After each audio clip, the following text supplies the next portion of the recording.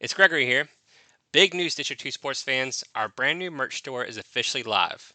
This show started from nothing but a passion for local sports, and thanks to your support, we've grown it into something special. And now we're excited to take the next step with our first ever District 2 merch line. You can now rep District 2 wherever you go with exclusive gear, from tees and pullovers to hoodies and koozies, all designed with that bold navy and gold you know you love. Here's the best part. We're running a limited time pre-order right now. Place your order before October 10th and everything will ship out starting on October 18th. And we set a big goal, 25 orders in our first week, so help us hit that milestone and show just how strong the District 2 community really is. Support the show, look great, and be part of the District 2 family. So head over to district2sports.bigcartel.com and grab your favorites before they're gone. You can also access our store on our Facebook page. We thank you again for supporting the District 2 Sports Podcast. And now let's get on to our episode. You are now listening to the District 2 Sports Podcast, available on Podbean, Spotify, Apple, and YouTube. It costs you nothing to smash that like button. Leave us a review and follow District 2 Sports on Facebook, X, and Instagram for more content and coverage. Now, sit back, relax, and enjoy the show.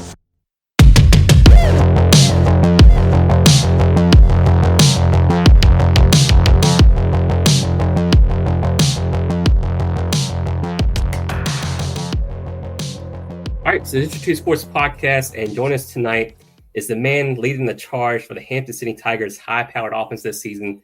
It's quarterback Carter Sido. Carter, how are you doing today? Good. How are you guys doing? Good. No, we're excited to talk to you about your journey to Hampden-Sydney, what the season's been like for you so far, and what's ahead for the Tigers. But my first question, I mean, obviously you're from Texas, so came all the way from Texas to play for Hampden-Sydney. How did that recruiting process unfold for you? Yeah, it's a unique one. Coming from Texas, I was recruited by Coach Favre was our head coach, and offensive coordinator was Lindell Stone. And the Stones are a big family down in Dallas family. Preston Stone went to Parrish, broke all kinds of records down there, not too far from my house. So we knew the Stone family before I came to Hampton-Sydney, and they had heard of me, and I started getting recruited by Coach Stone pretty in my senior year, about like towards the end of my season. And I was skeptical at first at the little school in Virginia, all boys school in Virginia, but they kept pursuing me with Coach Talbert, Coach Dotson, Coach Baker, and Coach Zollinger. Those guys kept pursuing me and calling me. Coach Favre would write me letters. I felt the love coming from Hampton-Sydney. And then there's an alumni that my dad worked with named Daniel Prescott, who knew I was getting recruited by Hampton-Sydney, took me to dinner, showed me his videos, pictures, all the fun he had. He played football at Hampton-Sydney. So after our 3-hour dinner, I was like, wait, I kind of need to take a visit to this place. I was sold by how much love I was receiving. And once I stepped foot on campus, um, I was paired with a senior receiver or junior receiver, Braden Bolin at the time, and then Jamadi, and they showed me the ropes, and they took me around, met the whole team, took me to MSU, took me to some parties, showed me that there's girls on campus when there needed to be. So those are some big sellers. But after that visit, I was like, this place is a place I could play. The field's gorgeous. The program was storied. Coach Favre was fantastic. Coach Stone felt like a big brother in a sense. It just felt like the right place for me, and so I committed here. So that's how it happened. And Gregory, I'm going to say something before you jump into your next question here, but me and Big Greg Carter, we visited Hampden-Sydney, my senior year of high school, right? We never got that type of experience when we went. There was no girls on campus. We're in an auditorium listening to speeches and stuff. I wish You I must got have came on a weekday. It was a Saturday morning, actually. Yeah. Oh, no way. Yeah, it was. We didn't see. Well, we had a different experience then. It sounds like it's time for another visit back to Hampden-Sydney Yes, for you. definitely. I'm gonna put that on. Hey, Carter Sido will pay for us to fly up there, right? Coach LeVar will pay for it. I got you. Thank you, Coach. Ask about your high school career. So you played a little bit of everything, from what I've understood. You played some baseball, played some football. I think played golf as well. Was there any pressure to kind of stick around, staying in Texas versus coming up here to Virginia? I mean, I'm kind of a free spirit. I like to go explore the world, go see different things. Mhm. So I always was ready to go see what was happening on the East Coast, what I was missing out on, or so no, I didn't really feel any pressure in that sense, but Mhm. I was open to going somewhere else for sure. So when I took the visit, I was kind of like, oh, this is sick. Something that drew me so much was how beautiful the nature is here and how different and the pace of life is here in Farmville, Virginia compared to Dallas. It really drew me to it too. And so no, I was ready to see what was out there for sure. You don't ever find your way over to that other little school over in the middle of Farmville, do you? I mean, where they do have girls, Longwood? Oh, is that the name of it? Okay. Oh, I think so, maybe. No, they find their way to Hampden-Sydney, that's for I sure. got you. No, but I guess on a more of a serious note, so I mean, was it culture shock for you? I mean, listen, I'm gonna tell you this. It's kind of odd that we're having this conversation. I call it an oxymoron, because here I am living basically an hour and 10, 15 minutes from you in Danville. Yeah. And if I had to change my life, I probably would move to Dallas. That's how much I worked for a company, and we did extensive work in Dallas for years. I mean, I probably for 20 years, probably for 10 of those, I probably spent a month in Dallas during those 10 years. And if ever an assignment came up, I was like, "Is it in Dallas? Yeah, if it is, I'm going." So but it was kind of the reverse for me, going from here to Dallas, and seeing the pace pick up somewhat.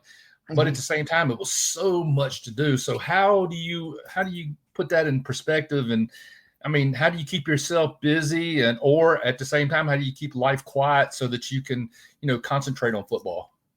Yeah, that's a great question. Actually, funny thing is, my junior year or sophomore year of high school, we had a running back transfer in from Danville, Virginia. His name was Nasir Reynolds. He was a really good football player for us. He went on to play at Lamar, but when he heard I was getting recruited to go to school in Virginia, Hampton City, where he'd heard of, he's like, "What? What are you talking about? From Dallas to Virginia?" But no, I totally embraced it. Freshman year was a little culture shock, I would say, right out the gate.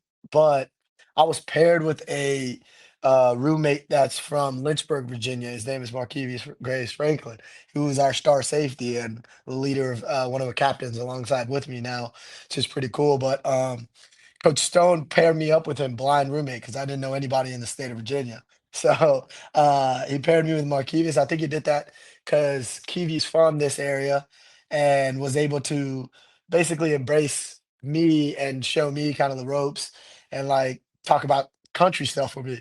I'm from the city, so there's a lot I was missing out on, but that pairing was good. And then once we get to Farmville, it was a beautiful place. I fell in love with Farmville instantly because I'm a big golfer. So the Manor, we have a golf course 5 minutes down the road. The Manor, which I spend a lot of my time in the spring at. And then in town, there's some beautiful shops. There's a really big Amish presence, and there's two Amish stores that I like to shop at. And with Longwood and Hampton City, there's so much to do on Hampton City campus anyway. And with football, I mean, it takes up most of our time, obviously, but with the guys that I've met, the relationships that I've made, it's made it a seamless time. And it feels like it's gone by in the blink of an eye. Like it just seems like me and my freshman roommate were moving into the freshman housing last week. And now we're both captain leaders of the football team. So it's been I would say it would seem like a huge culture shock, but with the people in the area and Farmville and Hampton-Sydney and all that there is to do, it's just been seamless. I'm gonna throw two questions at you, and I'm speaking Yes. from a fatherly standpoint right now.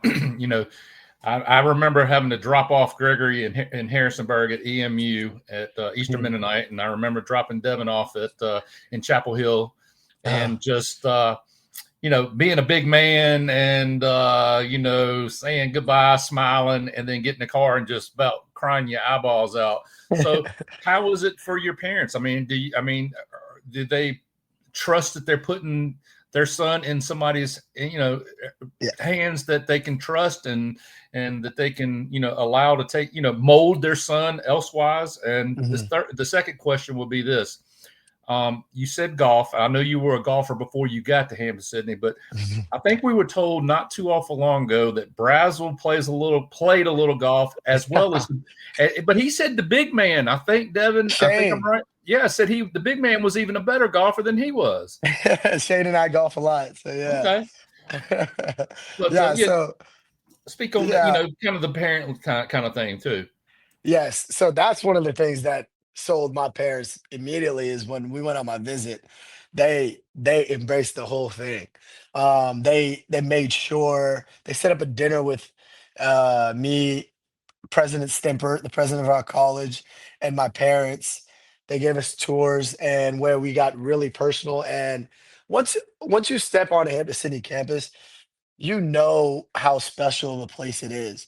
Hampden-Sydney speaks. I mean, recruiting's got to be so easier because what they're selling you is a great education and way to build your character as well. And you really see that as soon as you step on campus. And my parents were sold the minute we got here. They talk about character, about virtue, about growing you as just a man, not just a football player. It was never about just playing football. And that's what was really special for me and my family.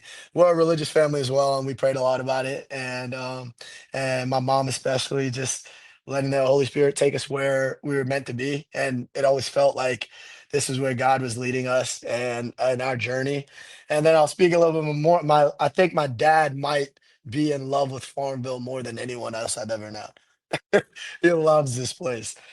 He's never missed a home game. He's never missed an away game. He's all about it, and the support that they've shown me and my ability to make the decision that I wanted to with my college, and then they would just back me tenfold. I couldn't have asked for better parents in that sense. And so the college spoke for itself. The college just sold itself, and we just discovered a great place and where God wanted us to be. But in terms of playing golf, yeah, I think I'm the best golfer in that three group of people you mentioned. So there you go. So no, it's a lot of fun playing with those guys. I have a lot of friends on that basketball team that are great guys. Well, you're an ambassador for Hampden-Sydney right now. I can tell you that, and that's not even just on the football field. That's overall. So I know they got to be proud of that. Did your journey begin in Dallas, or how does that journey begin, Carter? My life journey? Yes, sir. I mean, is that too personal? No, not at all. So yeah, I have a kind of a crazy story. I was born in Ghana, and I was adopted when I was 7 years old, along with my twin sister and my younger brother. So we've lived in Dallas since we were adopted, and and yeah, we have family that's still in Ghana. And me and my sister were able to last summer go and visit our family that's there still as well. So yeah, I have a lot of ties in that, but ever since I was adopted, I've been in Dallas. Yes. Did you happen to know the Davidsons? I'm assuming Gideon. Did you see Gideon play in Lynchburg at LCA at all? Because I'm familiar with his story as well. Well, he was absolutely adopted out of Ghana too. Was that correct, Greg? Devin Gregory? I'm not sure what country it was, but yeah, he's I think it's kind of similar situation as well. Oh wow, that's special. No, I did not know. He's at Clemson now. He's at Clemson now. So yeah. But, go ahead, Greg. With that said, I mean, are you big into soccer? Oh, soccer was my first love. It was the only sport I knew when I came over. Come World Cup time, is it the Black Stars or is it the U.S. Red, white, and blue? My parents actually promised us that any group stage that Ghana's playing in, we can go try to make a trip out of it. So that's awesome. It's going to be the Black Stars for me, but I have a lot. Any other game is the red, white, and blue. But they've had some good contests over the years, man. Yeah. I got to ask you, so going back to your recruitment, I mean, we talked a lot of high school recruits in high school and talked a lot of quarterbacks too. And A lot of the stories is like, hey, I want to chase a D1 offer, and that might not be playing quarterback at the next level. So they'll go chase, play a DB or wide receiver, something like that. For you, coming out of high school and college, was there any thought of, hey, maybe go chase a D1 offer, play something else, or is it always be, I'm a quarterback, I'm gonna play quarterback next level? Yeah. So coming out of my recruiting, we knew as a family and with me that I wanted a place. I'm not going to go somewhere just to play and go play DB or just chase football because there is more to life than football. Although we love football so much and so much of our lives, my life is involved football. But my identity isn't in football. My identity, is in Jesus and how I'm supposed to live through Him. But football is an opportunity that's created so many opportunities for me. Or is a vessel that's created so many opportunities. But coming out of, we knew for sure we wanted to get to a place where we are going to get a great education, and blessed to find Hampden-Sydney where I could continue playing quarterback because I've always been a quarterback, and that's where I was going to play no matter what, and where I could also get a great education and be set up for the future. So it was a culmination of a bunch of things, but definitely wanted to play quarterback at the next level, and it's not always D1 or bust.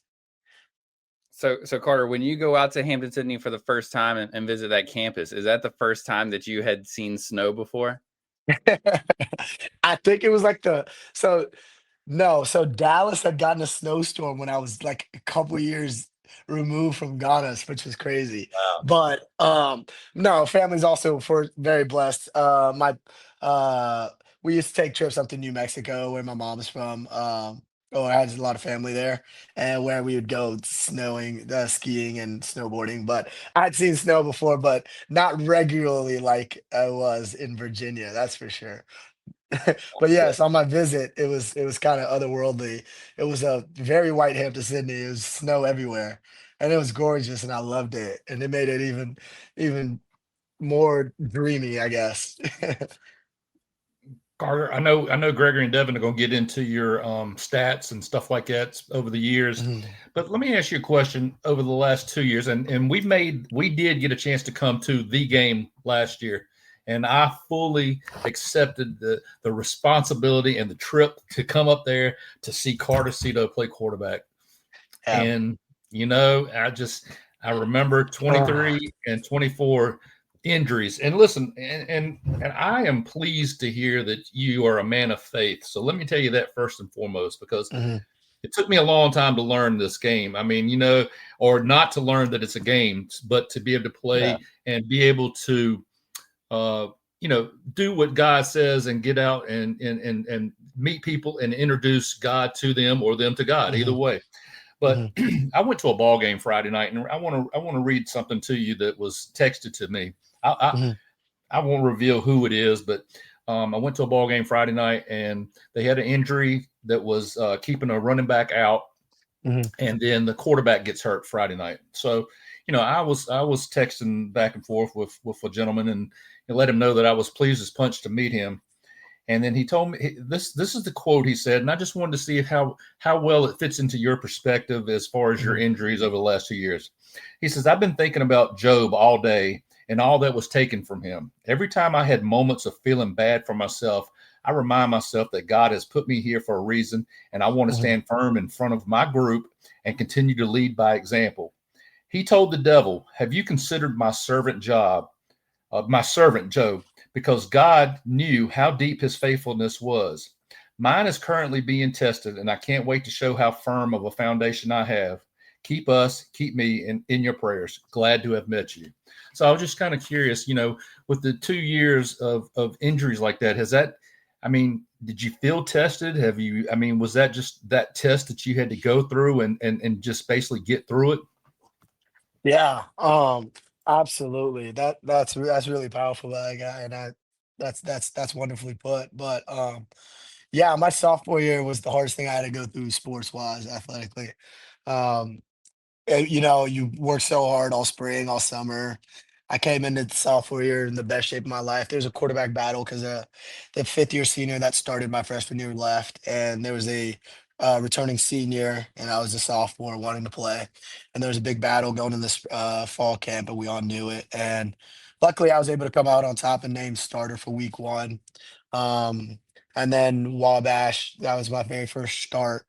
I was able to win Conference Player of the Week and um, played an a good football game and fumbled and lost in the fourth quarter, and it was on me.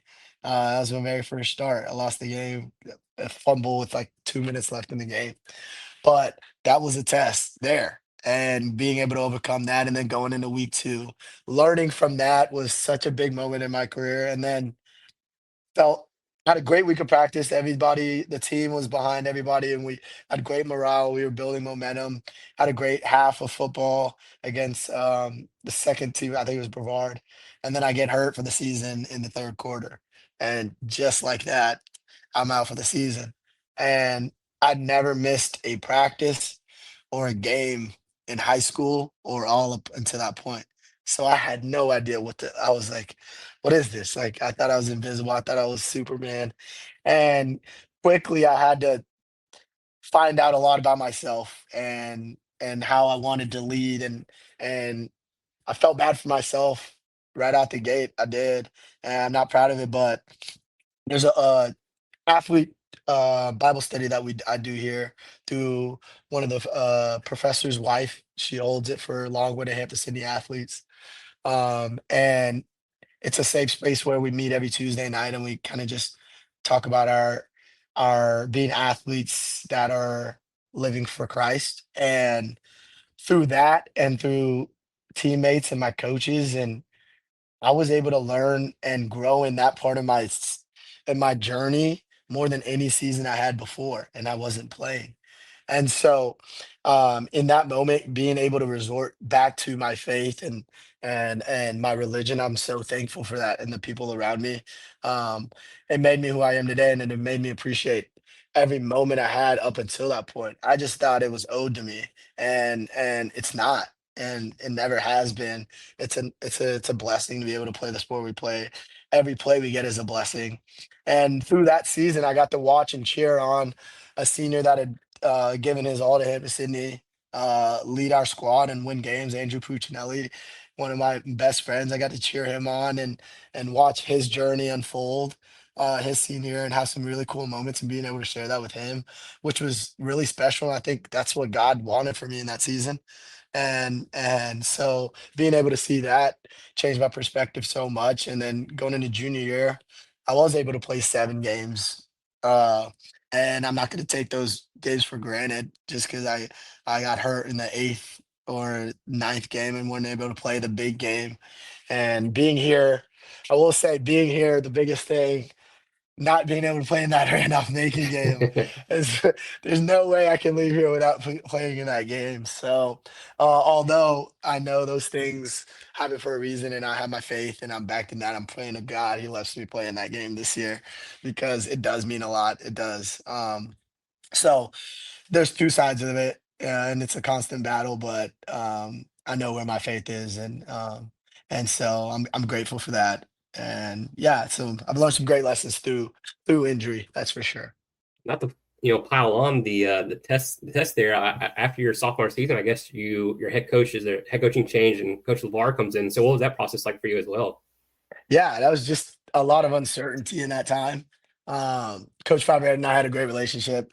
So did Coach Stone and I. So it was very different, and it was a hard time because we just didn't know what was going on. It was a lot of uncertainty, but from from where we are today, it's been fantastic. Coach LeVar's done a wonderful job. That is not an easy thing to come in after someone's been there for that long, and people are used to a certain way, and you come in and do it your way.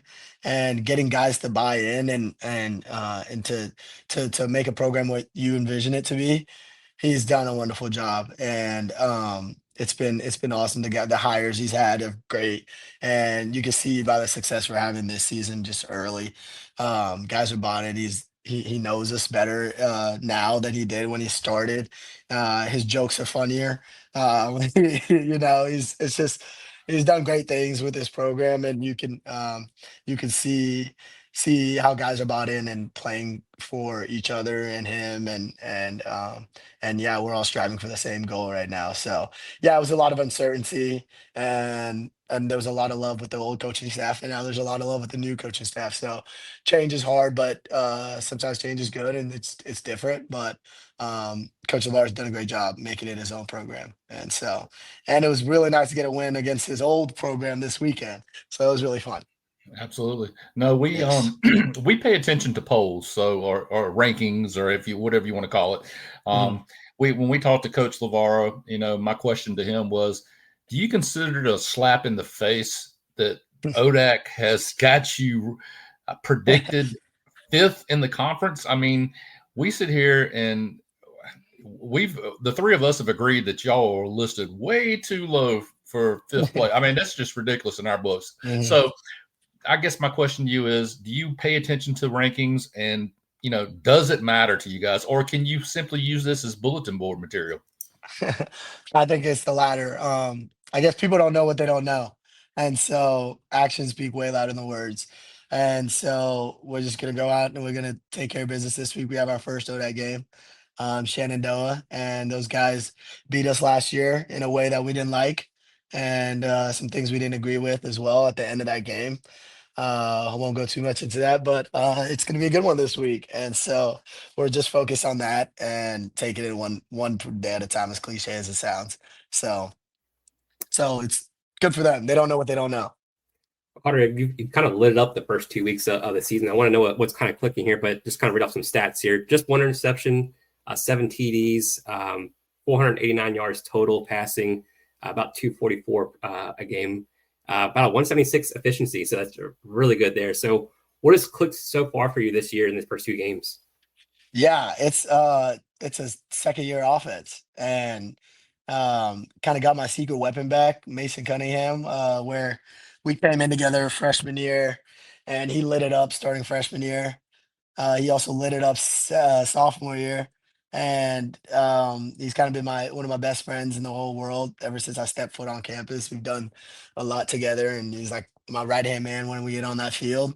But I got hurt sophomore year, and he played all sophomore year and balled out. And then he got hurt preseason of my junior year, the year that I got to play majority of the games. So we hadn't been able to be on the field together at the same time. So when that Del Val game started and we started with a 40-yard, 50-yard touchdown and a 40-yard touchdown back to back, that was bittersweet. Kind of like a finally we're playing together and he's battling from his ACL injury from last year, but he came back stronger, better, faster, and it's been amazing to see him ball out. So having your guy back is a big stepping a big one for sure. And then Coach Wilson, our OC last year, introduced this offense to us, and I've loved it, and we've had a lot of success with it. And it's hard for teams to stop. And he did a wonderful job of teaching us the offense and instill it. And then Coach Beal took over it this year, who's done a great job of playing, knowing our personnel and calling absolutely the best plays for us and making it so seamless in game. Where I feel like we're always on the same page, and he knows what to call when, and he's very timely with it. I can't say enough good things about how he's taken over the offense, and we've had fantastic O line play. They won D3 O line of the week first week, led by our senior Will Stimmel, who's another captain, guy that I came with, guy that's had 3 or 4 ACL injuries, and has showed his spirit and his heart by coming back every single year for us and just fighting for everything he loves in Hampden-Sydney, and we know he's going to leave it all out there every single time. Have some great young offensive linemen. We have a freshman starter that's stepped up in a huge way, and then we have the best receiver core probably in all of D3, in my opinion. They're led by Mason Cunningham and then Manning Lasso, Jordan Jackson. I mean, all those guys can go get it. Um, it's been fantastic. It's making my job easy. And then we have the best running back in all of D3, in my opinion, as well. So, and then Terry Hicks, I don't think he gets enough love for what he does. And the way he runs the football is so much fun and it makes our jobs easier when you got a back they got to worry about all the time. And then you have great guys like Cam Mahoney, who's our tight end. I mean, we have all the pieces, and it's been really fun to watch. And that's just on the offensive side of the ball. We want to talk about the defensive side of the ball. We got James Townsend, who I think is the most underrated player in Division 3. He's been a corner that started for us since freshman year, has not missed a beat. I don't think he's given up a touchdown that I've ever remembered. And he's just one of those quiet beasts that just works, and you can't throw to that side. It's hard to throw against him. And then we have a great young DB, Parks, on the other side of him that had a great week 1, conference player of the week 1.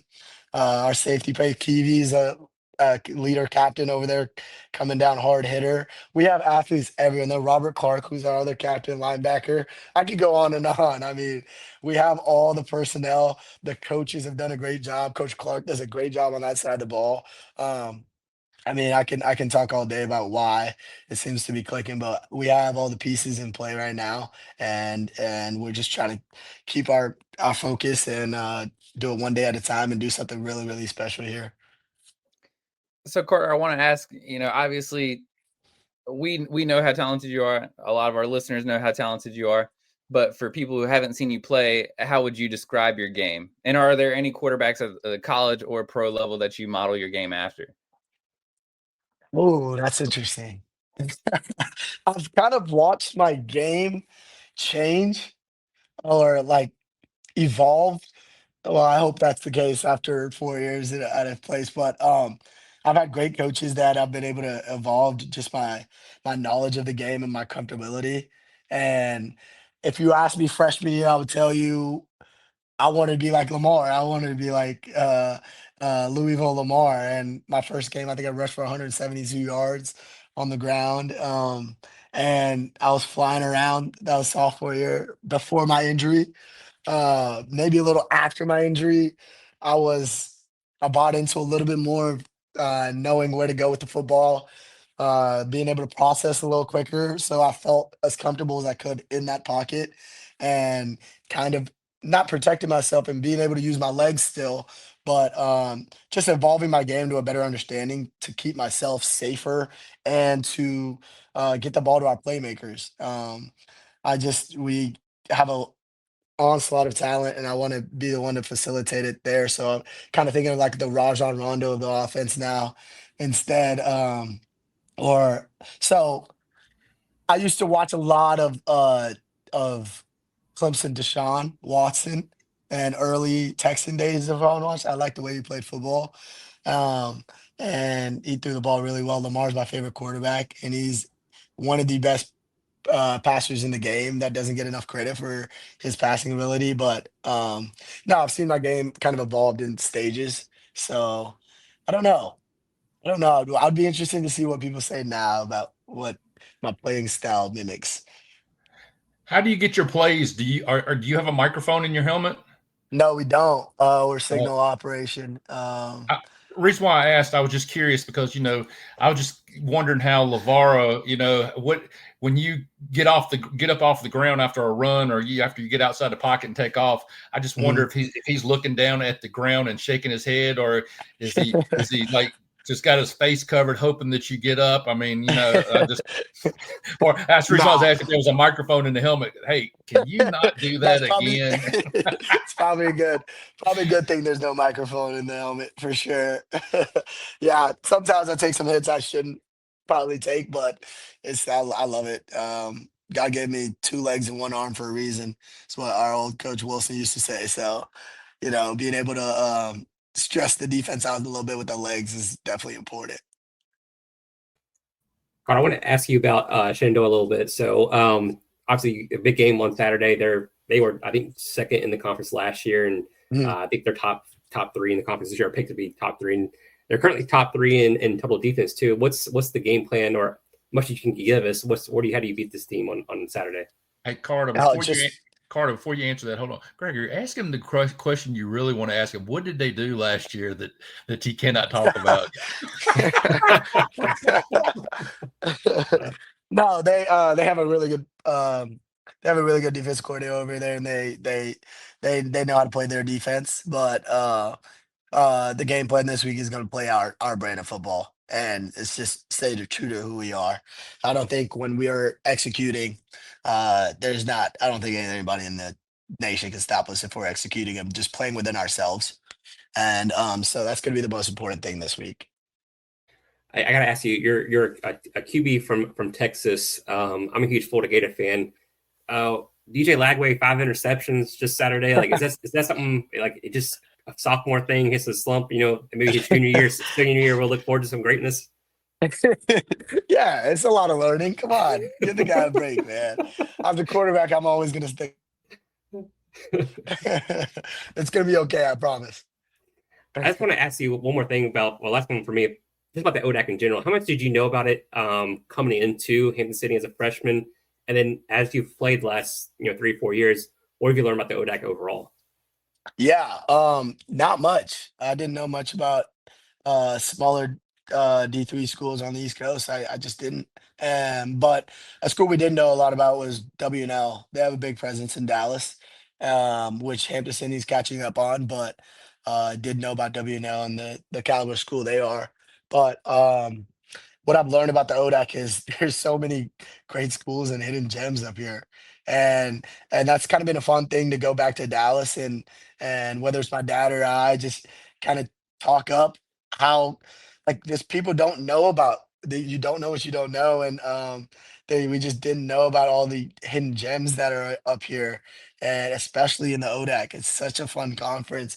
It's a great, beautiful part of the states, and I can't say enough good things about it. Sorry, I lied. I have one more. So I want to ask you, talk to Adam about this too. I want to talk about the Hampden-Sydney and that brotherhood that he talked about before. Talk a little bit about that, what it means to go to Hampden-Sydney and be part of that all boys school and the alumni network after that. But also, like you mentioned earlier, Big G, we were there for the game last year, and you guys had over 10,000 fans in the stands there for that game. Yeah. You mentioned how everyone kind of knows that that area is not a lot of traffic there throughout the week, but what does it mean to have that community come there and support you guys on Saturdays? Oh yeah, it's pretty special. What's something really cool about Hampden-Sydney is I think like 30 or 35, 40% of the student body is student athletes. And so not only are we all guys, but it's a lot of guys that play sports and are into it and have a lot of shared interest. And as soon as I got here freshman year, you could tell there's something special about just being an all guys school and seeing the same dudes every day and doing life with them and uh, experiencing this time of our life with each other. You build really, really good relationships, and not even just through sports, with other aspects. Like one of my best friends on campus is our student body president, and he played with us freshman, sophomore year. Last year, stepped away. Just this year, he's stepping away because he's got to go be the student body president. But in every aspect of the college, there's people that everyone. And so when you're able to build a relationship with your whole community, everyone supports everyone. And then we get to Saturdays on the hill and you see people you never see, and you see thousands of people there to support you. Hampden-Sydney really cares about their football program, and you can see it by the things we do. Got a brand new huge jumbotron this year. Um, Renovated everything since Coach LeVar has been here. They care deeply, and the alumni care deeply, and not only about your play on the football field, but they want to hook you up when you get done with a job. I was with an alumni dinner last Thursday night where I met just an onslaught of alumni ready to help me out when I'm done with football and want to go into the real world, whether I want to be in Raleigh or Dallas or somewhere on the East Coast. There's a HSC alumni everywhere. So that's just something that's really neat about this school, and something that I wish more people in Dallas knew. And we're doing a lot more Dallas outreach stuff, which I applaud the school for doing. But it's one of the coolest things. Don't let these two fool you, Carter. They're timid, meek, and mild. And let me tell you something. We're talking about Hampden-Sydney, and they were so terrified when we got to the game. I'm just going to give you a little story here. So, I'm the type, I knew we were supposed to be there. I knew it. So I think Proudy gets us passes at the last second. And is Chad the athletic director? Is that right? Yes. Okay. Chad All right. So Isaac, yes. yeah, perfect. So we're, I'm on the field. I mean, I'm on the field for the whole game. And these two won't even step across the boundaries to even attempt to come on the field for some reason. I don't have a clue. I look down. I'm at the home end of the field. We and I look down. respect Hampden-Sydney's authority. Come on. You're always welcome. I'm at the field house end, and I look down at the other end. They're in the curve, sitting on the hill outside the fence, and I'm just kind of laughing at them. So next thing I know, here comes Chad, and Chad says, "Hey, buddy, I'm about to ask you, do you have a pass to get in?" And I went, actually, I have it on my telephone. I said, Proudy couldn't get us passes for us to wear. And I said, he gave us emails to show. He goes, yeah, right. That really sounds like a Proudy story. And I was like, okay, but can I show you anyway, just in case? Well, and all of a sudden it's halftime. Y'all take off to the locker room, and Gregory and Devin walk over to me and ask me, if I was being removed from the field. And I was like, looks like I'm getting ready to come off. And anyway, this is how I became best friends with Kimbrough. So Kimbrough walks up and Gregory looks at him and says, man, that's Coach Kimbrough. So I walked over and said, hey, Coach, how you doing? And he looks at Chad and he goes, and Chad says, do you know these guys? And he says, dude, they are legit. So that's how we all became best friends. So anyway, I love that. Thank you, Hampden-Sydney. But listen, on a serious note, if this thing, I want you to play the rest of the year. I want you to win a national championship, okay? Yes, sir. I'll come to I guess they're still playing in Frisco. We'll come to Frisco and do game day, okay? So, yes, sir. But let's just say you finish up, win your national championship, get on TV and, hold up the trophy. So is baseball or golf still in the future? I mean, you can still do all these things. I mean, what's it looking like? I understand your lifelong highlight was getting 2 doubles in your high school championship or district championship. So. We'll see what happens with baseball.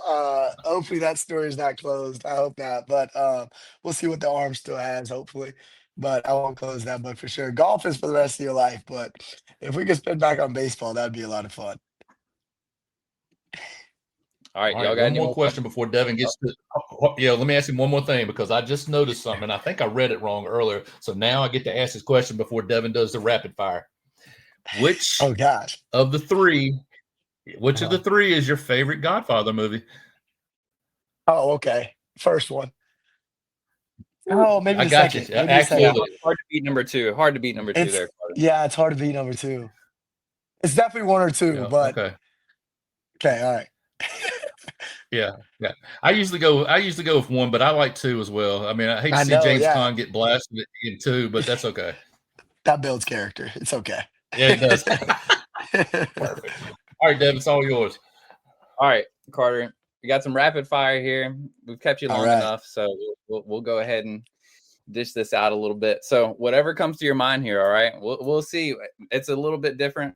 We always like to change it up a little bit, but it's always fun to compare people's answers and stuff. I wish struggled. I wish we still had Adams. I mean, I can't remember what I asked him, but all right, Carter, you let me know when you're ready, okay? Yep, I'm ready. All right, grass or turf? Oh, grass. Go-to baseball pitch? Slider. Pre-game meal? Pre-game meal. Our dining hall? Okay. That was good. That was good when we were on campus. I'll say that. Louder in the locker room, offense or defense? Defense. Gatorade or Powerade? Blue Powerade. Wow. Dreams. Yeah. Don't hear that. We get Gatorade all the time. Dream stadium to play in? Ours. Dream NIL deal? Press club. I'm a press club athlete. Press club. All right. More stressful, final exam or 2-minute offense? I love 2-minute offense. So final exam. College or NFL? College. Favorite team? Hampden-Sydney Tigers. Game music? I'm a huge Gunner guy. All right. And I kind of know the answer to this one, I think. Best state for high school football. Texas, come on now. Yeah. Sorry, Gregor. Sorry, he's a Florida guy. So Come on, it's Texas through and through. You know it. All right. Well, you heard it here. Number one on the field, number one in your hearts. The Hampden-Sydney quarterback, Carter Sido. Carter, we just want to thank you so much for joining us tonight. We know, you got a busy week ahead, and, a game coming up against Shenandoah and everything. So we just want to thank you so much for taking the time to speak with us tonight. And we couldn't be more honored to have you on the podcast. That's for sure. Thank you guys. Thank you guys so much. It's been a blast. Thank you, buddy. Yes, sir.